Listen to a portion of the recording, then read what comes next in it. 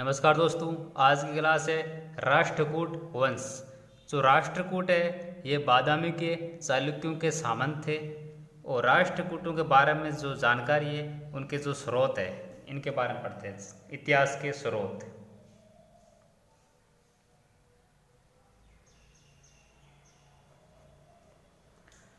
तो दंती दुर्ग के एलोरा तथा सामतगढ़ ताम्रपत्र लेख से भी राष्ट्रकूटों के बारे में जानकारी मिलती है। दंती दुर्ग के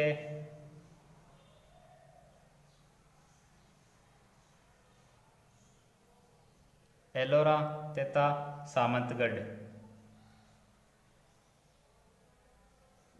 दंती दुर्ग के एलोरा तथा सामंतगढ़, गोविंद तृतीय के राधनपुर,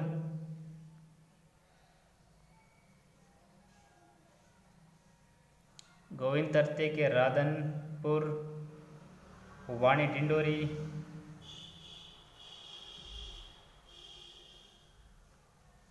तथा बड़ौदा लेक।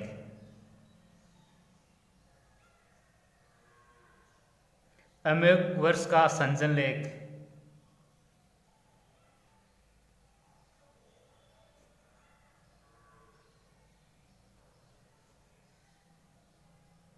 तथा गोविंद चतुर्थ का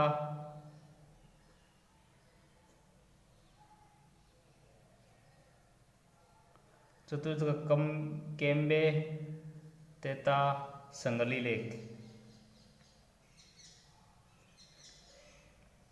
तो दोस्तों राष्ट्रकूटों के बारे में इतिहास के जो स्रोत है वह दंती दुर्ग के एलोरा तथा सामतगढ़, गोविंद तृतीय के राधनपुर और वाणी डिंडोरी तथा बड़ौदा लेक, अमोघ वर्ष का संजन लेक, गोविंद चतुर्थ का कम्बे तथा संगली लेक और इनके बाद में और जिनसेन का आदि पुराण और महावीराचार्य का गणित सार संग्रह तथा अमोघ वर्ष का कविराज मार्ग प्रमुख साहित्यिक स्रोत है। जो गोविंद तृतीय है उसके राधनपुर लेक में यदुकुल से उत्पन्न कर्षण की गई है। ये गोविंद तृतीय है, इसको राधनपुर जो लेक है इसमें राष्ट्रकूटों को यदुकुल में उत्पन्न कर्षण से व्याख्या की गई है।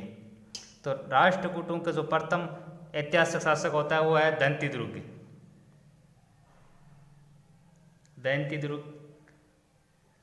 दंती दुर्ग है ये दोस्तों मान्य खेत के राष्ट्रकूट वंश की स्वतंत्रता का जन्मदाता तथा वास्तविक संस्थापक था। तो राष्ट्रकूट वंश का स्वतंत्रता का जन्मदाता तथा वास्तविक संस्थापक है और दंती दुर्ग था।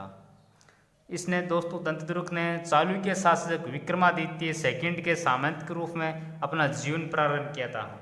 किसके दोस्तों? विक्रमादित्य। ये चालुक्य शासक था विक्रमादित्य सेकंड, इसके सामंत के रूप में दंती दुर्ग ने अपना जीवन प्रारंभ किया था। दंती दुर्ग ने दोस्तों गुजरात के चालुक्य सामंत पुलकेशियन के साथ मिलकर दंती दुर्ग ने पुलकेशियन के साथ मिलकर दोस्तों अरब आक्रमणकारी जुनैद उसको दोस्तों नवसारी के युद्ध में हराया था।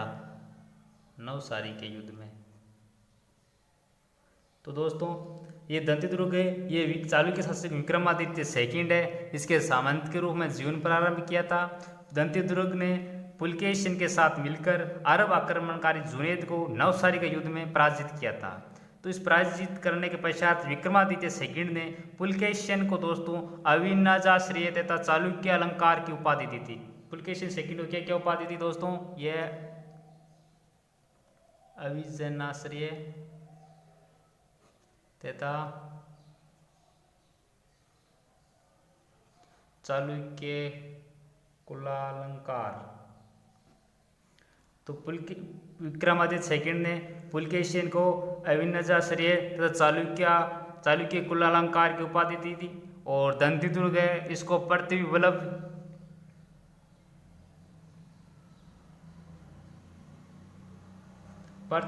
व खड़वालोक। तो दंती दुर्ग को पृथ्वी वल्लभ व खड़वालोक की उपाधि दी थी। तो दोस्तों दंती दुर्ग है इसने हिरण्य गर्भदान तथा तुल्ला पुरुष दान यज्ञ किया था। तो दोस्तों इसने क्या किया? हिरण्य गर्भदान दंती दुर्ग ने हिरण्य गर्भदान व तुल्ला पुरुष दान। तो हिरण्य दंतिदुर्ग ने हिरण्य गर्भ दान व तुल्ला पुरुष दान यज्ञ किया था। और एलोरा के 10 अवतार मंदिर का निर्माण किया था। तो एलोरा में 10 अवतार मंदिर है, इसका निर्माण किसने किया था? दंतिदुर्ग ने। एलोरा का 10 अवतार, जो एलोरा का 10 अवतार मंदिर है, इसका निर्माण दंतिदुर्ग ने किया था। इसके बाद जो मोस्ट शासक आता है वो है कर्सन प्रथम।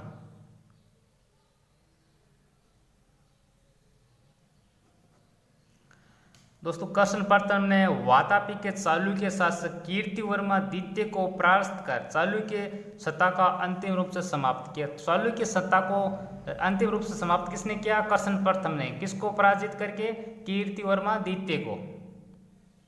तालगांव अभिलेख के अनुसार उसने मसूर स्थित गंगवंश के शासक श्रीपुरुष को परास्त कर उसकी राजधानी मान्यपुर पर अधिकार कर लिया। कौन सा अभिलेख के अनुसार? तालगांव।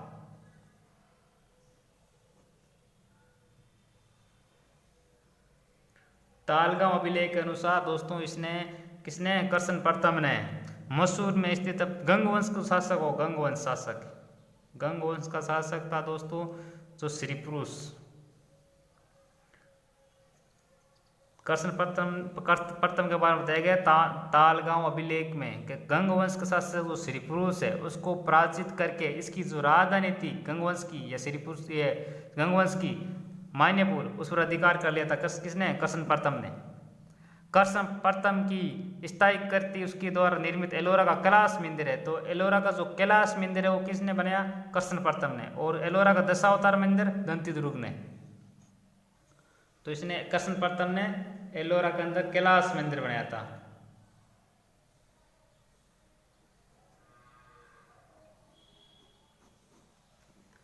बड़ौदा अभिलेख में कथित है कि देवताओं ने आकाश से जब उसके सौंदर्य को देखा तो वह आश्चर्यचकित रह गए। तो कर्सन प्रथम के बारे में बड़ौदा अभिलेख में ये कहा गया है कि देवताओं ने आकाश से जब इसके सौंदर्य को देखा, किसको? कैलाश मंदिर के सौंदर्य को देखा, तो वे आश्चर्यचकित रह गए थे। कर्सन प्रथम को सत प्रजाबाद तथा कृत प्रजापत कहा गया है। कर्सन प्रथम को क्या कहा गया है? सत प्रजाबाद तथा कृत प्रजापत ये कहा गया है। तो कर्सन प्रथम को सत प्रजाबाद तथा कृत प्रजापत कहा गया है। फिर आता है दोस्तों इन कर्सन प्रथम के बाद में दूरवे धारावर्ष। दूर धारावर्ष की जो उपाधि है दोस्तों वो बहुत सारी थी। एक थी दोस्तों निरुपम, एक थी कवि वल्लभ, एक श्री वल्लभ, एक थी धारावर्ष। क्या क्या थी? निरुपम, कवि वल्लभ, श्री वल्लभ तथा धारावर्ष। दूरवे की ये धारावर्ष है, ये उपाधि थी धारावर्ष। तो क्या होगा? निरुपम, कवि वल्लभ, श्री वल्लभ और धारावर्ष। दूरवे ने कांची के पल्लव वंशीय शासक दंतिवर्मा पर आक्रमण कर उसे परास्त किया। तो दूरवे ने कांची के जो दूरवे है इसने कांची में पल्लव वंशीय शासक था दंतिवर्मा, उसको पराजित किया था। तो पराजित के पश्चात दोस्तों ये पल्लव नरेश से ये दंतिवर्मा ने इसको हाथियों को उपहार दिया था। किसको? दूरवे को। विंध्य पर्वत पार कर दूरवे ने मालवा के प्रत्यार शासक वत्सराज को पूरी तरह परास्त किया था। तो इसने मालवा का जो शासक था प्रत्यार शासक वत्सराज, इसको भी पराजित किया और दंतिवर्मा को भी पराजित किया था इसने। राधनपुर लेख के अनुसार उसने वत्सराज से उनके 2 श्वेत राज क्षेत्रों को भी छीन लिया जिन्हें उसने घोड़ नरेश धर्मपाल से प्राप्त किया था। तो वत्सराज ने जो घोड़ नरेश धर्मपाल से जो राज क्षेत्र प्राप्त किए थे 2, उनको किसने छीन लिया? दूरवे ने। ये किस में किए गए? राधनपुर लेख में। तो राधनपुर लेख के अनुसार दूरवे ने वत्सराज से 2 श्वेत राज क्षेत्रों को छीन लिया जिसने उसने घोड़ नरेश धर्मपाल से प्राप्त किया था। तो दूरवे इसकी उत्तर भारतीय अभियान कौन कौन से थे? वो संजन तथा राधनपुर लेखों से याद होता है। कि बुलंदखंड के निकट लड़े गए युद्ध में नागभट बुरी तरह परास्त किया। तो उसने नागभट को परास्त किया था दूरवे ने। ये बात कही गई संजन एवं राधनपुर लेक में। और गोविंद ने चक्रा युद्ध कनौज का आयुध शासक को उसका गोविंद उसको होता था धर्मपाल को भी आत्मसमर्पण के लिए विवेश किया था इसने। और ये उत्तर भारत के अंदर और दक्षिण भारत में इसने संजन लेक में गोविंद की विजयों की जानकारी मिलती है।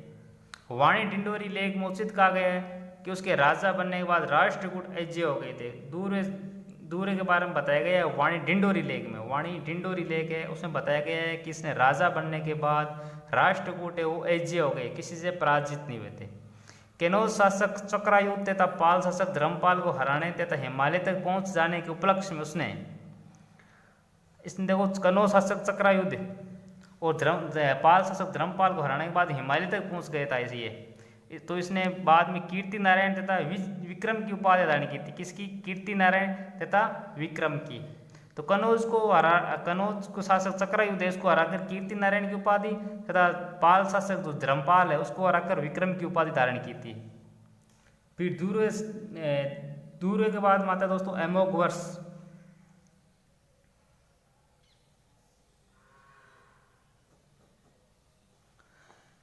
अमोघ वर्ष है। इसके बाद संजन अभिलेख में इसने वीर नारायण, परम भटारक, परमेश्वर, प्रतिवल्लभ आदि उपाधियों से विभूषित किया गया है। कौन सा अभिलेख में? संजन अभिलेख में।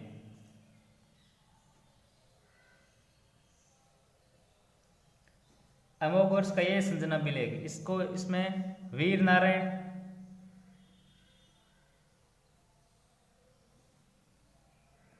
परम भटारक, परमेश्वर और प्रतिवल्लभ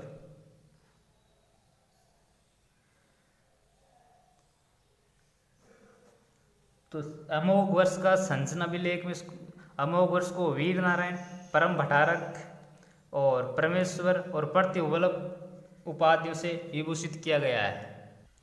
संजन लेख में इसको विद्या तथा साहित्य के संरक्षक के रूप में अमोघ वर्ष को गुप्त सम्राट चंद्रगुप्त द्वितीय से भी महान बताया गया है।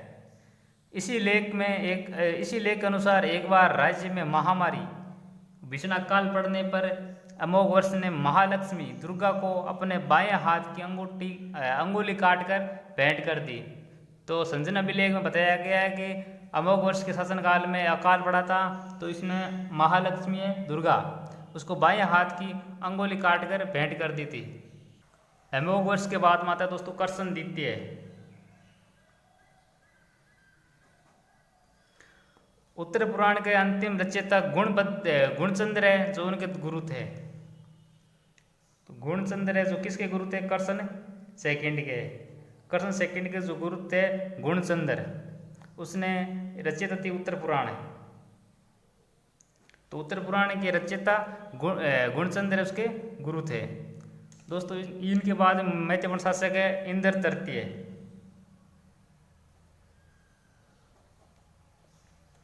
इंद्र तृतीय के उत्तरी अभियान का उद्देश्य कनौज पर अधिकार को लेकर था। तो इस इंद्र तृतीय ने कनौज पर अधिकार को लेकर उत्तरी अभियान किया था। इसमें गुर्जर प्रत्यार वंश का शासक महिपाल प्रथम था।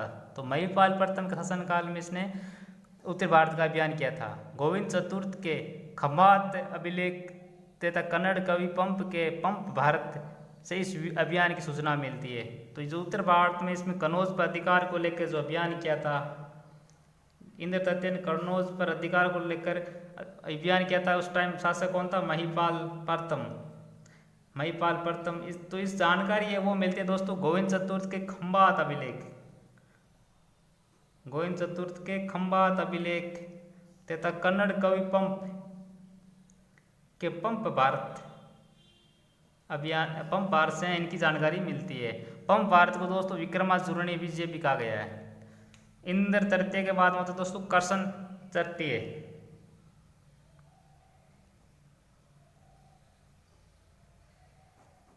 कर्सन तृतीय थर्ड। राज्य आवरण के अवसर पर इसने अकाल वर्ष की उपाधि धारण की थी। क्या की? अकाल वर्ष की।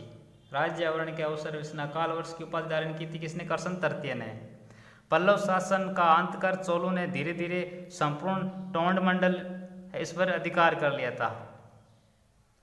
तो दोस्तों करसन तृतीय ने गंग नरेश भूतुंग की सहायता से चोल शासक प्रांत तक प्रथम पर आक्रमण किया था। तो करसन तृतीय इसने गंग नरेश था भूतुंग, इसकी सहायता से दोस्तों चोल शासक था उस टाइम दोस्तों प्रांत तक प्रथम, इस पर आक्रमण किया था।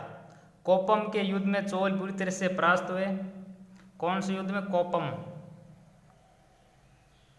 कोपम के युद्ध में चोल है वो पूरी तरह से पराजित हुए और करसन तृतीय ने कांचियम तेंजिय कोंड की उपाधि धारण की। कांचियम तेजियम कोंड। तो दोस्तों करसन तृतीय ने गंग नरेश भूतुंग की सहायता से चोल शासक प्रांत तक प्रथम पर आक्रमण कर कोपम के युद्ध में इनको पराजित किया। पराजित करने के पश्चात कांचियम तेंजियम कोंड की उपाधि धारण की। संपूर्ण तोंड मंडल को विजित कर उसने सकल दक्षिणाधिपति की उपाधि धारण की। तो संपूर्ण तोंड मंडल है, इसको विजित करने के बाद दोस्तों इसने दक्षिणाधिपति नाथ की उपाधि धारण की थी। तो वल्लभ नरेश तथा प्रतिवल्लभ भी उनकी अन्य उपाधि थी। तो करसन तृतीय की और उपाधि वल्लभ नरेश तथा पृथ्वीवल्लभ।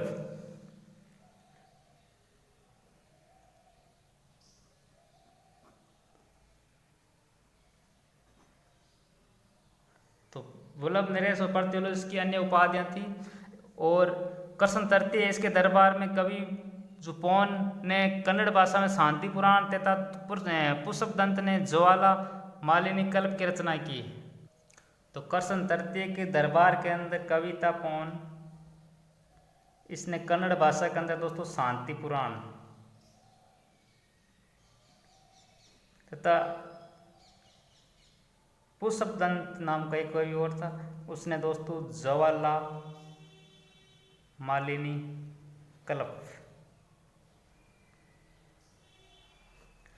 तो पौन ने शांति पुराण जो कन्नड़ भाषा में तथा पुष्पदंत ने ज्वाला मालिनी कल्प की रचनाएं की। करसन तृतीय के बाद में महत्वपूर्ण शासक है वह महासंधि। तो करसन तृतीय ये राष्ट्रकूटों का महत्वपूर्ण शासक था। इसके दरबार में कवि पौन ने कन्नड़ भाषा में शांति पुराण तथा पुष्पदंत ने ज्वाला मालिनी कल्प की रचना की थी। तो राष्ट्रकूट शासन काल में विदेश मंत्री है उसको दोस्तों महासंधि विग्रह कहते थे। महासंधि विग्रह। तो महासंधि विग्रह क्या था दोस्तों इस टाइम? महासंधि विग्रह इसका ये दोस्तों विदेश मंत्री के तरह था। विदेश मंत्री होता है उसी के तरह था। ये राजाओं को लिखते हैं, राजाओं की आज्ञाएं लिखता था तथा दान भूमियों को प्रमाणित कर दान ग्रहीता को सौंपता था। प्रधान न्यायाधीश उसको धर्माधिकारिण कहा गया था। जो प्रधान न्यायाधीश है उसको धर्माधिकारिण कहा गया था। और राष्ट्र महतर है वो राष्ट्रपति के सहायक तथा सलाहकार के रूप में होते। तो राष्ट्रपति के सलाहकार व सहायक के रूप में कौन होते थे? राष्ट्र महतर। तो दोस्तों राष्ट्रकूट शासन काल में राष्ट्र का विभाजन है वो विषय है, मतलब राष्ट्र है इसका विभाजन है दोस्तों वो होता है विषय के अंदर। विषय को दोस्तों आधुनिक काल में जिला कहा जाता है तथा इसके जो प्रधान है वो विषयपति था। जो राष्ट्र का विभाजन विषय के अंदर हुआ था और इसका जो प्रधान था वो विषयपति था। विषय का विभाजन है जो भुक्ति के अंदर होता था। तो विषय का जो राष्ट्र का विषय के अंदर और विषय का भुक्ति के अंदर। भुक्ति दोस्तों आजकल तहसील के अनुसार थी, तहसील है। तो विषय का विभाजन भुक्ति के अंदर होता था और भुक्ति आजकल तहसील के अकॉर्डिंग थी। तो दोस्तों एक था भौगिक। वो देश ग्रामकूट नामक वंशानुगत अधिकारी के सहयोग से राजस्व विभाग का प्रशासन चलाते थे। तो राजस्व विभाग जो प्रशासन है वो कौन चलाते थे? भौगिक। भौगिक है वो दोस्तों देश ग्रामकूट के सहयोग से चलाते थे। करसन तृतीय के शिवचूल मंगलम तथा सोलपुरम अभिलेखों से राष्ट्रकूट ग्राम सभाओं की जानकारी मिलती। तो राष्ट्रकूट ग्राम सभाओं की जानकारी कहाँ से मिलती है? करसन तृतीय के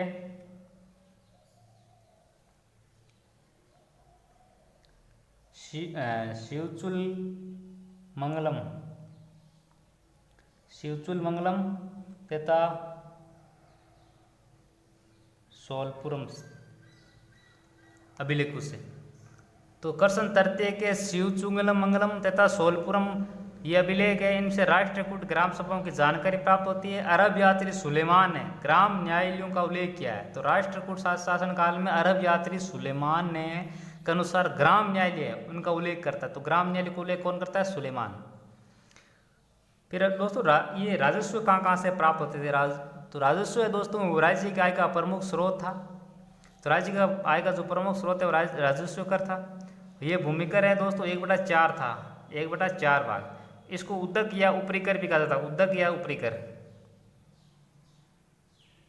उद्दक उद्रक देता ऊपरी कर, उद्दक या ऊपरी कर दोनों या उद्दक या ऊपरी कर कहा जाता था। किसको? भूमिकर को। 1/4 था। अमोघ वर्ष के सिरपुर अभिलेख में घी तथा कोयले पर भी कर लगाने का साक्ष्य मिलता है। तो घी और कोयले पर, घी तथा कोयले पे, घी तथा कोयले पर जो कर आरोपित किया जाता था, इनकी जानकारी का साक्ष्य कहाँ मिलता है? अमोघ वर्ष के सिरपुर अभिलेख से, अमोघ वर्ष के सिरपुर अभिलेख से। तो अमोघ वर्ष के जो सिरपुर अभिलेख है इसमें घी तथा कोयले पर भी कर लगाए जाने का साक्ष्य मिलता है। तो दोस्तों इसमें एक था शासनकाल में था एक था चाट भाट प्रवेश दंड। ये था चाट भाट प्रवेश दंड। ये था अर्ध सैनिकों तथा पुलिस वालों के प्रवेश को गांव से विरत करने हेतु दिया जाने वाला कर था। तो अर्ध सैनिकों व पुलिस वालों के प्रवेश को गांव से विरत करने हेतु दिया जाने वाला कर था, उसको चाट भाट प्रवेश दंड कहा जाता था। ये था सेदंड सापरात। सेदंड सापरात है वो दानदत्त गांवों दान प्राप्तकर्ता को मिला हुआ अर्धदंड का अधिकार था।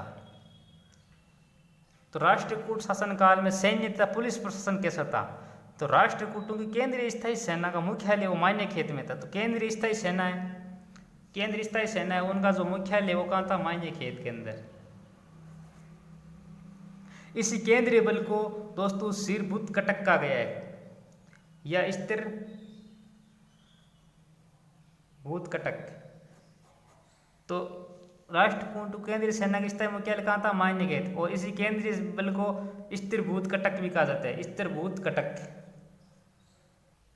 तो दोस्तों अमोघ वर्ष प्रथम है उसने वनवासी में जैन विहार का निर्माण करवाया।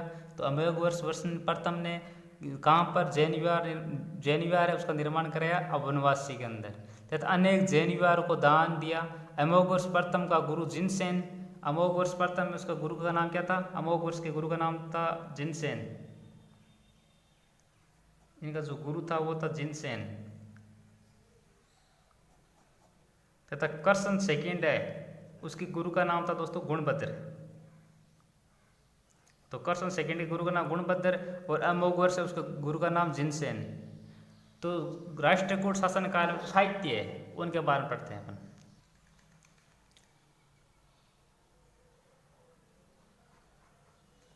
साहित्य अमोघ वर्ष प्रथम है उसका नृपतुंग कन्नड़ का महान विद्वान था। अमोघ वर्ष प्रथम है वो नृपतुंग कन्नड़ का महान विद्वान था तथा उसी ने कन्नड़ का प्रथम काव्य शास्त्रीय ग्रंथ कविराज मार्ग लिखा था। जैन आचार्य जिनसेन ने हरिवंश, जैन आचार्य जिनसेन है उसने हरिवंश,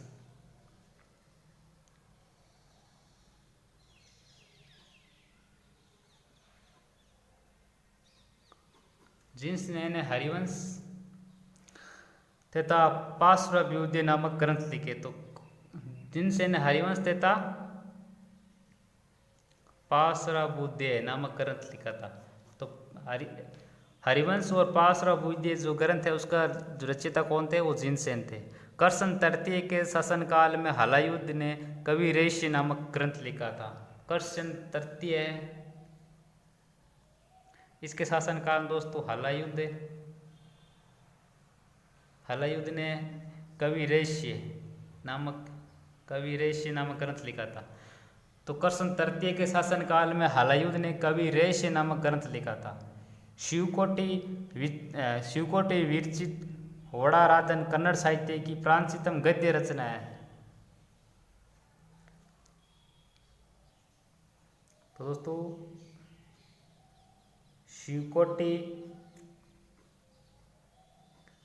शिवकोटि विरचित होवड़ा राधन है वो कन्नड़ साहित्य की प्राचीनतम गद्य रचना है। तो कन्नड़ साहित्य की प्राचीनतम गद्य रचना कौन सी है? शिवकोटि विरचित होवड़ा राधन।